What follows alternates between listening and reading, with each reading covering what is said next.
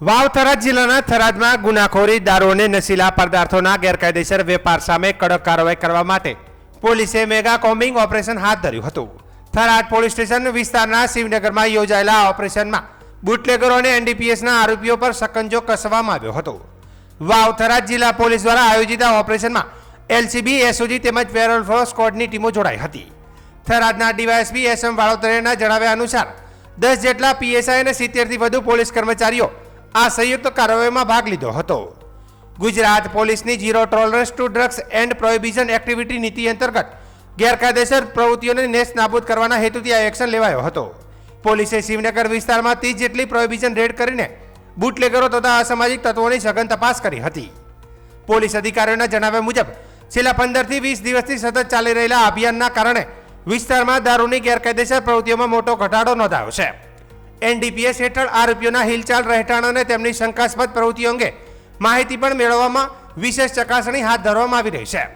Operation દરમિયાન પોલીસે કાળા કાચવાળા વાહનો, ફેન્સી નંબર પ્લેટ તેમજ નિયમોનો ભંગ કરતા વાહન ચાલકો સામે દંડાત્મક કાર્યવાહી કરી હતી। આ ઉપરાંત આગામી સમયમાં તલાટીક્રમ મંત્રી મારફતે ગેરકાયદેસર દબાણો અંગે સર્વે હાથ ધરવામાં આવશે અને કાયદાકીય પ્રક્રિયા મુજબ તેને દૂર કરવામાં આવશે। ગુનાહિત પ્રવૃત્તિઓમાં સંડોવાયેલા તત્વો સામે પાસા અને તડીપાર જેવા કડક પગલાં લેવામાં આવશે। જિલ્લામાં દારૂ અને ડ્રગ્સ અન્ય ગેરકાયદેસર પ્રવૃત્તિઓ સંપૂર્ણપણે નાબૂદ ન થાય ત્યાં સુધી આ પ્રકારના કોમ્બિંગ ઓપરેશન અને કાર્યવાહી સતત ચાલુ રહેશે। આજે શિવનગર વિસ્તારમાં અમારા બનાસકાંઠા રેન્જ આઈજીપી શ્રી પરીક્ષિતા રાઠોડ સાહેબ તથા અમારા પોલીસ અધિક્ષક શ્રી ચિંતન તરેયા સાહેબનો સ્પષ્ટ આદેશ છે કે જે ગુજરાત પોલીસની જે નીતિ છે ઝીરો ટોલરન્સ ટુ ડ્રગ્સ અને પ્રોહિબિશન એક્ટિવિટી, આ એક્ટિવિટી ઉપર સંપૂર્ણ નિયંત્રણ લઈ આવવા માટે થઈને આજે અમે મેગા કોમ્બિંગ ઓપરેશનનું આયોજન કરેલું હતું। આ શિવનગર વિસ્તાર છે।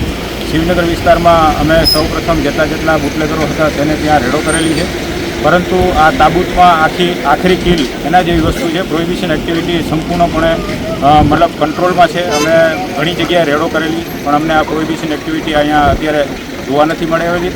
છેલ્લા લગભગ 15-20 દિવસથી સતત અમે આ એક્ટિવિટી નેસ્ત નાબૂદ કરવા માટે પ્રયત્નશીલ છીએ। એના ભાગરૂપે અમે આજે આ ફરીથી કોમ્બિંગનું આયોજન કરેલું હતું। આ કોમ્બિંગ દરમિયાન માત્ર પ્રોહિબિશન એક્ટિવિટી નહીં, પણ જે એનડીપીએસના જે આરોપીઓ છે એ આરોપીઓ શું કરે છે, શું એની હિલચાલ છે, એની હાલની પરિસ્થિતિ શું છે, કે કેવી રીતે પોતે રહે છે, ક્યાં છે, એના વેર અબાઉટ જાણવા માટે થઈને અમે લગભગ અમારા 10 પીએસઆઈ અને 70 જેટલા પોલીસના સ્ટાફ સાથે આ